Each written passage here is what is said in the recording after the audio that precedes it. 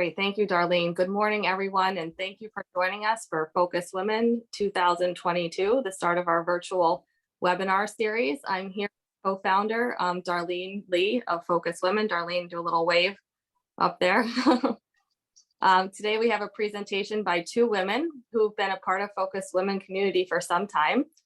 Just a quick note that this is recording. We ask you if you can please mute yourselves for the whole presentation. If you have a question for the first 30 minutes, please put that in the chat, which we're going to be moderating. If you would like to put this on speaker view, that would probably be helpful too, so you can see the main person speaking. And Darlene, I'm going to send it to you just to share a little bit more about Focus Women. Terrific. And I apologize, I might be multitasking because I am bringing people in from our waiting room. So I want to say that good morning to everyone, first of all. In case you don't know, Aria and I have collaborated for many years, and we've decided to put a name behind our collaboration, which is called Focus Women. Focus Women supports and provides an opportunity for women in business with leadership and stakeholder roles to meet in enterprise. Our combined relationships cover a spectrum of industries and ownership structures. And we know each one of our connections, so do not hesitate to get a hold of any of myself or Aria for an introduction. What we want to do basically is have everybody use the LinkedIn group that we've established some time ago. And we've posted this event on there, and we hope to complete this recording and repost it onto Focus Women LinkedIn group. We encourage you to be part of joining us as a global team here through Focus Women. And thank you very much and enjoy today's presentation. So we have today Runa and Jasmine, who are founders of Connectalent, which I'll pass this along to you. And thank you for this opportunity to learn about a great, really important topic for us, the future of women for work in 2022, the overall job market, and much more. Sounds great. Thank you so much, Aria and Darlene. I'm Jasmine Silver. I'm a co-founder and director of operations at Connectalent. I just wanted to quickly thank Aria and Darlene again for the intro and also just for creating Focus Women. I loved hearing a little bit of the backstory that you told just now, and I think it's such a great idea and such a useful platform and connector for professional women. So we're so happy to be here today speaking with you all and to be a part of this special network of women. I think we've all experienced to some degree, women in the workforce have unique challenges. And while our recruiting company, which we'll introduce in a little more detail in a few moments, while we help professional women in a different way than Focus Women does, we're both working towards that same goal, which is lifting women up, supporting each other. So we're just grateful for this collaboration. I started my career as a divorce litigator in New York City. When I was not offered any paid maternity leave when I had my young children, I decided to leave for a couple of years and spend some time at home with my young children. We moved out to Fairfield County from New York City, and initially I went back, part-time remotely, and it just wasn't a fit for my life at the time. It was the kind of position where 1 month I would get 100 hours of work. The next month it would be nothing. It was really difficult when it came to, childcare and planning. It just didn't fit. And, I really wanted to make an impact locally and find a job that worked for my life. My business partner, Runa Knapp, she is a CPA. She worked at KPMG for her entire career before she took some time off to be with her young children. We met when our sons were in preschool together. They're actually still friends. And we started having conversations about how there were no resources for professional women and mothers like us. We felt like there was a void of job-seeking avenues for, again, mothers like us who are eager to return to work, but also seeking a work-life balance. And in the careers that we had chosen, work-life balance wasn't a thing. So we created our recruiting company, Connectalent, and it's evolved into something bigger than, we both could have imagined at the time. And it's really exciting. Runa and I, we share a passion to serve others, particularly women. We love making meaningful connections. We enjoy helping women refine their resume and redefine their career goals. And we really enjoy working with corporate clients to increase diversity and inclusion on their teams. And we love giving talks like these and providing insight into what we're seeing in the industry. So I'll shoot it over to Runa now, who will speak with you all in a little more detail about how our recruiting company works. And then I will jump back in and start talking about some trends we're seeing for this year in hiring, both on the candidate side and on the employer side. Thanks, Jasmine. Thank you again, Darlene and Aria, for having us for today. So just a little bit of background on our company. We have been in business coming up on 3 years now. We operate as a typical recruiting agency. We work with both the candidate and client side. Candidates join our network for free. Clients, they're looking for all different types of things. One thing we aren't specific on is industry. So we've worked with everything under the sun, marketing, law, finance, nonprofit, PR, small businesses, all over the arena. It really is our niche really is the female talent in Fairfield County, particularly, a lot of mothers returning to the workforce. So, one thing I will say for any job seekers that are on this call, don't sign up to work exclusively with any one recruiter. We don't ask our candidates to work exclusively with us, just so you have the most options out there for your job seeking journey. On the client side, we'll help draft and review job descriptions, advise on staffing needs. A lot of times they come to us asking, what are you seeing in the market in terms of pay? So we'll give some, trends on that, sourcing and screening qualified candidates, and we support them throughout the whole interview process, both on the client and candidate side. Just a few statistics quickly, I'll keep this part brief. We have 92% of our placements have been women since we started. 84% of those have been mothers. We have grown beyond the East Coast, but still, I think that this particular area is truly unique, especially Fairfield County, because there's such a high concentration of highly educated women who are really looking to return to the workforce.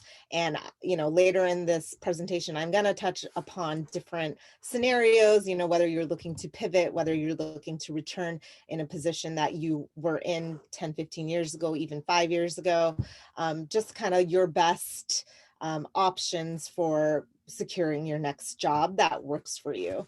So with that, I'm going to turn it back over to Jasmine to talk about what we've been seeing in 2022, end of 2021 in terms of job trades. Thanks, Runa. We'll be switching back and forth a little bit so you don't have to listen to one of us talk for too long. So I'm going to discuss job trades, like I mentioned, and I also wanted to just let everyone know that what we discussed today is mainly based on our anecdotal observations and through our work the last 3 years. It's not necessarily based on studies or statistics or global trends, although of course there's overlap, and often what we see mirrors the trends that are happening more nationally or globally. But I just wanted to let you all know that these are kind of based on just what we're seeing with our company. So on the candidate side, I'd say there's a couple of categories that are in high demand, both right now and kind of historically over the past couple of years. I would say in the marketing, social media, and PR kind of world, we get a lot of small businesses who are looking for that jack of all trades person within the marketing, social media, or PR world. So someone who can do the strategy as well as execute. So, if you work in a role like that, you may be kind of doing tasks that you would have done years ago or that someone junior to you would normally do at a large company. But these small companies really want that kind of soup to nuts person that can do it all. So that's something to think about, if you wanted to up your social media training or something like that. In financial services, particularly operations and accounting, we see a number of roles. Sometimes we say we could just make a whole business out of, filling accounting roles. And legal, we get a number of law firms seeking paralegals, lawyers. We're also working with financial services companies that are also seeking paralegals or legal assistants. So those are always in high demand. And one thing we're seeing that's really encouraging are these financial or investment companies or law firms who are traditionally thought of as more old school and, into more face time and office time. They're really evolving, and, they're providing much more flexibility and more regular hours in years past. So, that's something that we're seeing also in that industry. And always administrative candidates. They, and companies, small, mid-sized to large, all industries always looking for a high quality, highly organized, self-starter administrative candidate. So that's another industry that we kind of just see all the time, looking for candidates. And then one thing we saw in 2021 specifically was an increased demand for seasonal or freelance workers, specifically in accounting, as we placed several seasonal candidates at a large accounting firm last year. And I think it's because so many industries got extra busy last year. They weren't sure if it would persist, given, kind of the volatility of the years before. And so they preferred to hire seasonal employees at first. And the candidates were excited about that. Sometimes seasonal or freelance opportunities can be a good way to dip your toe back into an industry at a similar level if you had previously left the industry without kind of that immediate full-time commitment. So those are a few trends that we've been seeing on the candidate side. Moving to the employer side, I would say we kind of broke it into 4 main trends that we're seeing for 2022 and beyond. Number 1, no surprise, I would say an increased reliance on technology to kind of make it all work. Runa and I have been reliant on Zoom for years now. It's been great, which, I had never heard of Zoom like 3 years ago, but now we're reliant on it. And, there's Slack and there's all sorts of, messaging and all different kinds of technology that companies are relying on. I'd say the next trend, as we discussed a little bit, is increased flexibility. Some examples that we're seeing are, we're working with 2 large companies right now that provide its employees a small local satellite office, so they don't have to waste those 4 hours each day commuting back and forth to the city. So that's a great example of flexibility. We're working with a small company that's splitting 1 full-time role into 2 part-time roles. We're working with a law firm who's seeking a lawyer to help remotely part-time. So that would be someone who's looking to kind of scale back or step back in from a break. A financial services company that gives its employees the option to structure their 8-hour work days in whatever way works for them. So, if you happen to have a late school drop off, you can go into the office at 9:30 and work till 5:30. If you happen to have an early daycare pickup, you work 8, you can leave at 4. They are trusting their employees to get the job done in the 8 hours that work best for them. We work with a number of companies that are offering its employees the option to work from home regularly, 1 day a week, 2 days a week, 3 days a week, a couple times a month. Anything is appreciated. And we're also working with companies that offer family-friendly benefits to their employees, like subsidized childcare or education. So those are some great examples of different ways that companies are incorporating flexibility, and they're getting, much higher quality candidates because of it. I'd say the third trend that we're seeing on the employer side is a real push to increase diversity. So companies that are actively trying to recruit and foster a diverse workplace, sometimes their first step is coming to us because they know, we have that diverse talent. We're known for our female talent in particular. And coming to us is really the first step, as well as acknowledging, we need more diversity on our team, or we want more diversity, or in some cases, our clients are demanding that we have, more women on our team or more diversity. So that's a trend we're seeing, is that more companies are coming to us with that specific goal in mind. And we think it's great. And one thing that we kind of encourage our clients to do when they say to us, we're looking for more diversity on our team, is we say, okay, well, I think maybe you need to broaden your requirements a bit and think about interviewing a more out of the box candidate, we would call it. So, whether that's a mother who's returning to the workforce who hasn't worked for several years and, it's a resume that they may have passed over in the past, or it's a candidate in a parallel industry who's looking to pivot, but it's clear that, they can get the job done and they have the proper skill set. It's just not in that exact industry. So, well, first of all, this push for diversity is good for these pivot candidates, because if you are looking to switch, companies are a little bit more open to, like I said, broadening their requirements. And also working with a recruiting company like us can help, because we can kind of connect the dots for employers. Whereas, if you just sent your resume, they may say, oh, this doesn't make sense. This person hasn't worked in 3 years, or this doesn't make sense. They've never worked in this industry. And we can kind of say to the employer, if you don't want to hire a carbon copy of everybody else that's on your team right now, you have to just broaden it a little bit and take a look at this candidate. So those are some trends that we're seeing on the employer side. And one last trend we're seeing is that employers are more often now listening to their employees and really trying to, make it work. Again, companies that required their employees to be full-time in office in mid 2020 listened to their employees and thought, okay, they need this flexibility, or they need this, additional provision. We're going to listen to them and give it to them. Otherwise, they may leave. So that is definitely a trend we're seeing also, which I think is great. And, fingers crossed that in a few years, these 4 trends I mentioned, technology, flexibility, diversity, listening to your employees, I hope they're the workplace norm, rather than these kind of novel concepts that we're still trying to convince companies to implement. But Runa and I are very encouraged by the conscious effort we see so many companies making now to ensure that these concepts are a reality in their workplace. So before I send it over to Runa, I just figured while we're discussing trends and what we're seeing in hiring, 2 roles that we're seeking to fill right now.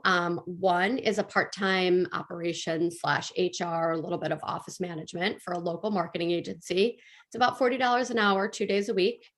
And we're also seeking a full-time marketing associate for an asset management firm in Greenwich. Compensation is about $100K.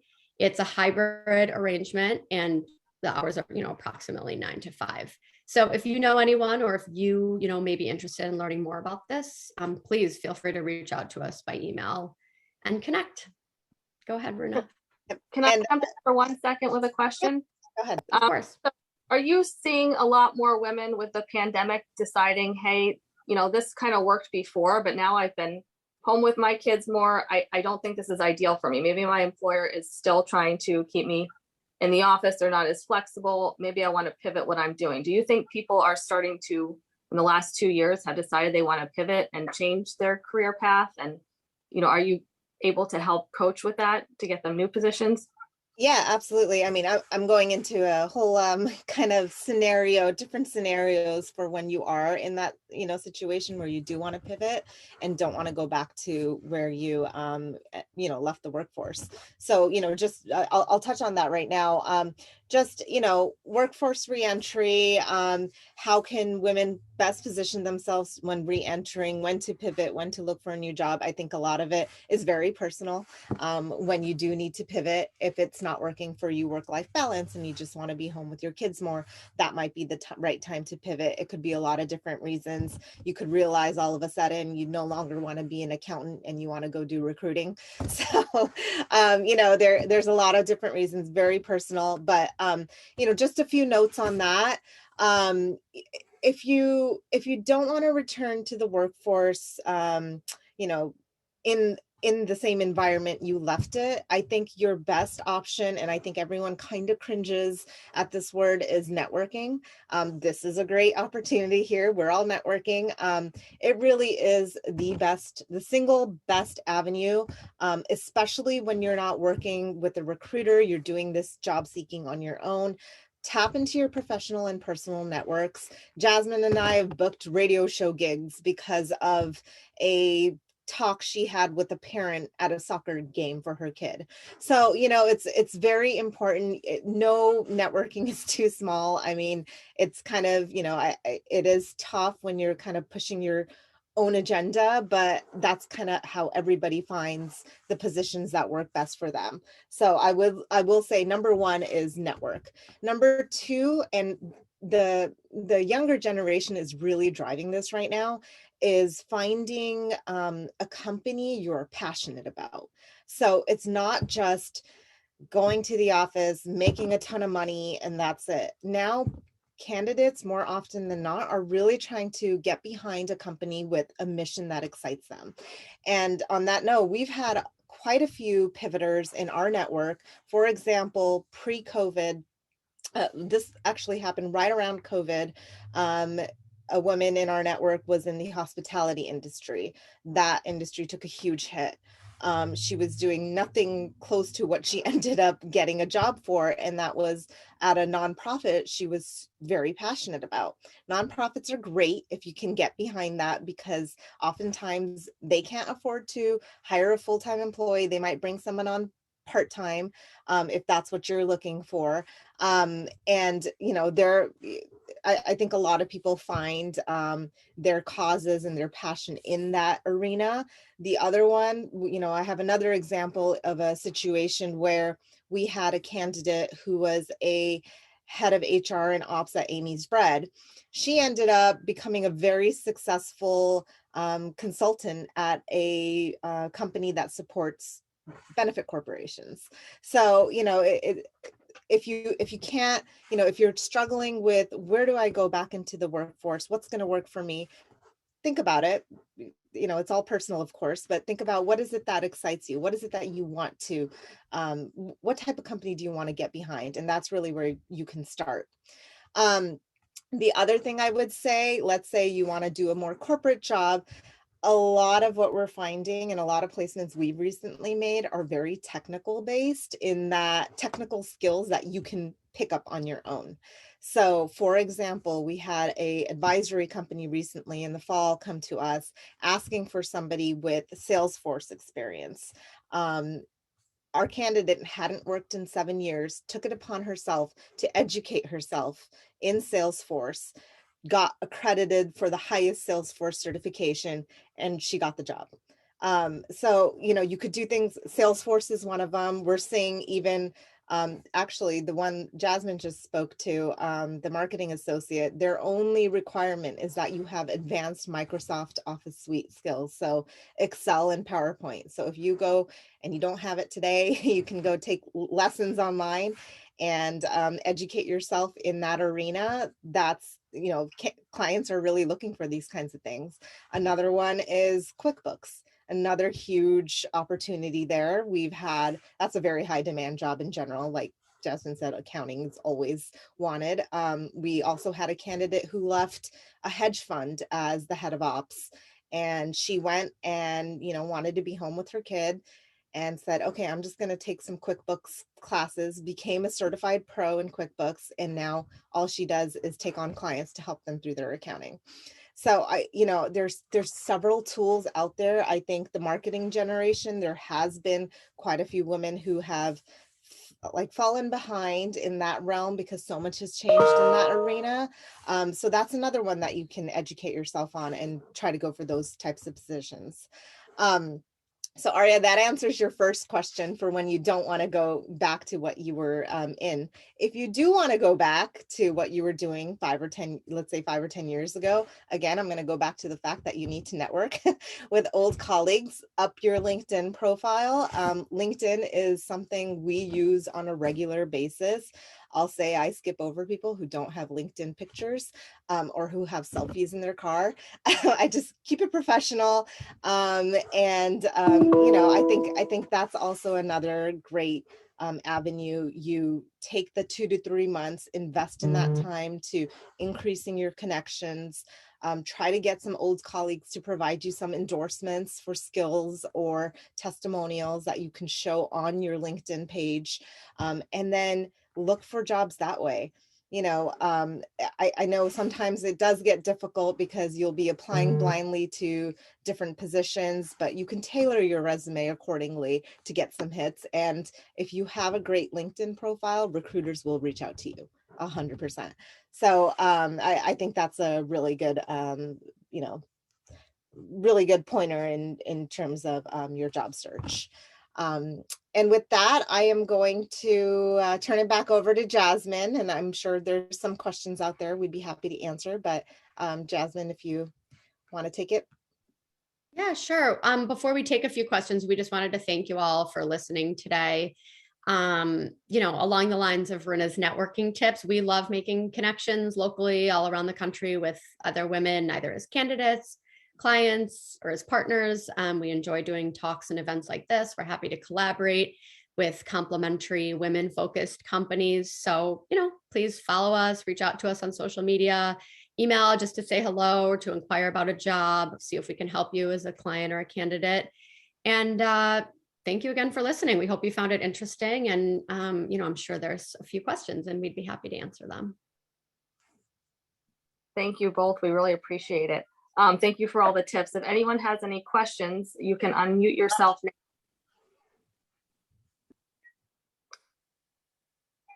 So I know I've had a couple of questions come in before, so I'm going to throw those out there for you real quick.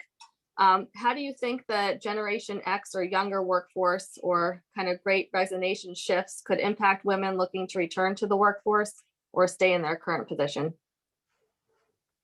Yeah, I feel like that's a great question. It's something Runa touched on a little bit when she mentioned, the younger generation is, pretty assertive when it comes to corporate values and kind of following their passions. And so, first of all, we speak a lot about flexibility, but there are other ways for, employers to attract women. And I think it needs to be pointed out that there's other factors at play. There's disproportionate burdens at home and housekeeping and childcare, and the list goes on. And I feel like the pandemic certainly highlighted these issues. And I think this younger generation of Gen Zers, I guess we call them, they're really good at, calling out these kinds of inequities and demanding change and kind of standing up for the workplace that they want to be in. And I think that actually only helps women and mothers because, if we're a little bit older and we're not used to that kind of assertive, tell your bosses how you want the workplace to be nature, I think it helps that this new generation is very passionate about that. And then I think you also mentioned the Great Resignation. And similarly, I guess the Great Resignation is kind of a recent term for, people who are leaving the workforce, either during the pandemic or kind of more recently, for, like Aria, you mentioned, to either pivot to a new industry or they just can't take the hours anymore. I think that's actually been really instrumental in affecting change because it showed employers that, employees, can leave for greener pastures if the company doesn't step up and provide, some flexibility or provide, some kind of ways to keep its employees. So I think both movements, the Great Resignation and kind of that younger generation have been really interesting to watch and also really helpful to women and mothers in kind of creating the workplace where we can all thrive. Mm-hmm. No, that's a good point. I know our law firm has had to pivot too, even things down to changing your maternity policy. Things have been set in stone for a long time, but then you have a different crowd coming in and that's something that we have to change to be more attractive to different candidates coming in as well.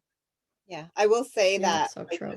Add the number, the conversations we were having with clients pre-pandemic are very different than what we're having now, which is great for our candidate pool. But, it was almost like very dismissive in the beginning, like, no, this is not going to work. If I make it work for one person, I have to make it work for everybody. But now they're making it work for everybody, which is great. Do you think the work from home is going to stay in the endemic when we get there? we get the question all the time and, we wonder ourselves, but I think in short, yes, I think it's here to stay in some way, shape, or form. I think employers now know it can work.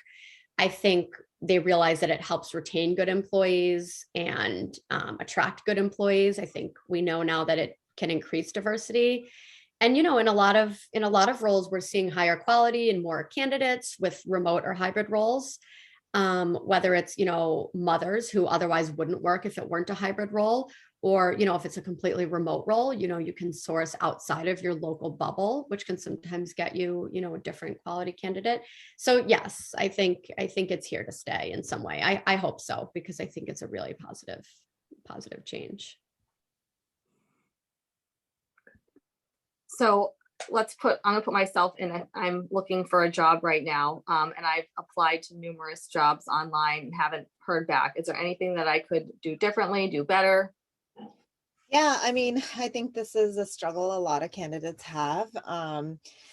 And I think, there's a couple of things here. So I touched upon this earlier in terms of making sure your LinkedIn profile is showing your best self. I think on the other end of it is you shouldn't just be applying blindly, apply for positions that make sense to you and what you want. And the biggest thing we tell our candidates is make sure that when you're applying for a particular position, you're tailoring your resume each time. I know that's a lot of work, but really that is so important, because oftentimes if there is a human there on the other side of it and they're seeing a resume come in and they just can't make sense of how does this even, how does this make sense at all? In that situation, had you pulled some of the keywords from the job description and made sure you had it into your resume, that gives you a better chance.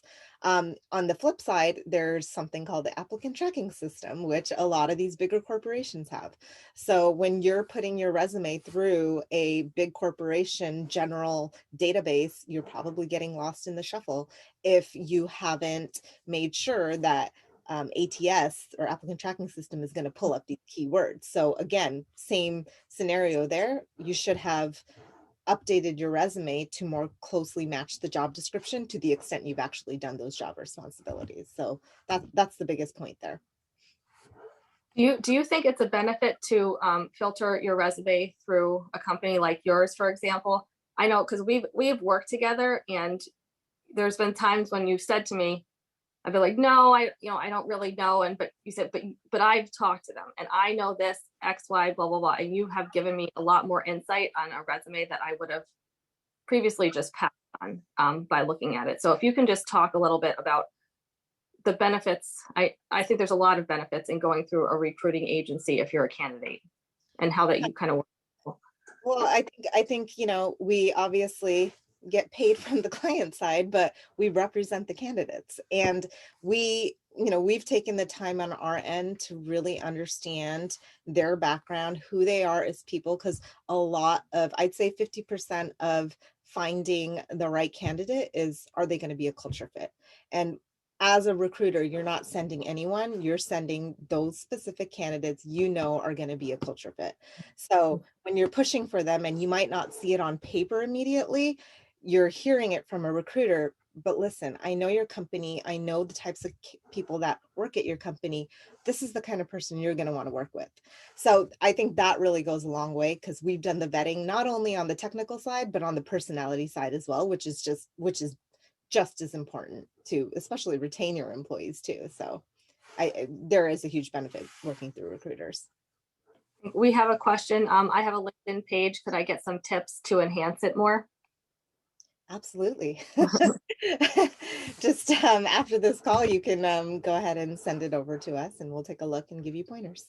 Great, thank you. Any interview tips that you can share for us? Yeah, we have interview tips. A lot of interviews right now are still happening on Zoom. So make sure your lighting is good. If you have one of those ring lights, like maybe your daughter loves the selfie type things and they have a ring light, that's a good investment to make. Actually, that's really good. That gives you great lighting. But in terms of just general interview tips, do the research on the company and the interviewer. There's nothing more embarrassing than going into an interview and not understanding what the company is about, what matters to them, and who you're interviewing with. So that should be your number one thing you're doing once you have an interview set up. The other thing, and I know this was a pitfall I heard from a client, not from one of our candidates, on another candidate that they had interviewed. They asked about a particular part of their resume and the candidate was like, oh, I've never done that work before. So for some unknown reason, that candidate had something in their resume they had never actually done or weren't well versed in. So of course, don't lie, but also just know your resume inside and out, because you never know what they're gonna, it might be conversational. And a lot of times these initial interviews are conversational, but as you move down the line and they become more technical, they are going to ask more technical questions. And that's when you need to know your resume inside and out. Another thing we always tell our candidates, keep it concise. The tell me about yourself, that's probably the only exception to the rule. That one probably takes more than a minute, but I'd say in general, keep your answers concise and use examples where you can. Don't talk generally. It should be very specific. Even if it's a general question, tie it into a specific example.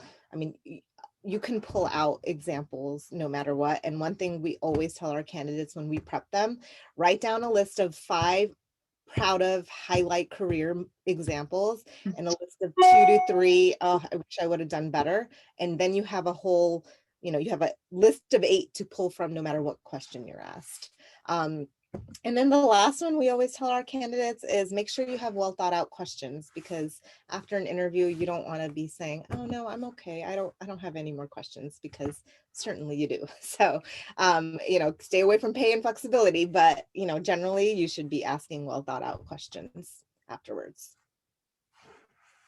Great, thank you. Does anyone have any questions that we haven't addressed? I saw a few come through on the chat regarding FocusWomen LinkedIn group. We will include that with a follow-up email after this presentation here. So thank you very much for that question there. Well, thank you, everyone. Runa and Jasmine, thank you for kicking off our first series for Virtual Women. If you have a company that you would like to spotlight, please let us know. This is what Darlene and I are hoping to do, is just spotlight women in the industry doing great things and helping each other out. This is we can't network in person right now. Hopefully we'll be able to do that more in the summer, but we thank you both for coming, and we're gonna share your email addresses and contact information in a follow-up email to everyone on the call. Perfect. And thank you both again so much for having us and letting us speak to everybody. This was a lot of fun. Thank you. Have a nice day, everyone. Thank you. Excellent. Bye-bye, everyone. Thank you for joining us. Thank you. Bye-bye. Bye.